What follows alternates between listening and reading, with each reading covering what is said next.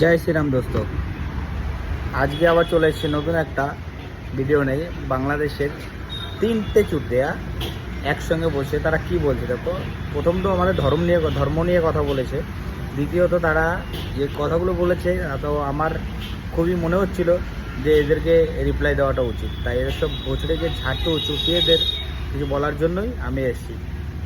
বাংলাদেশকে পানি দিয়ে ডুবাইছে, এটার একবার প্রতিবাদের অন্যতম একটা পদ্ধতি হলো কি জানেন, যে বাঁধ তৈরি করতে হবে না, শুধুমাত্র প্রত্যেকটা বাঁধের সামনে একটা করে মন্দির আর একটা করে ভগবানের মূর্তি তৈরি করে দিতে হবে, তাহলে ডুবাইবে আর ওরাই মারা খাবে। দেখ, প্রথমত বলছি গান্ডু, দেশ নিয়ে কথা বলেছিস, ধর্ম নিয়ে কথা বলেছিস, তা তোদের মা বোন চোদার জন্য এসছে, বুঝলি তো। তোদের গাড়ে দম থাকলে খানকের ছেলে এগুলো করে দেখাস।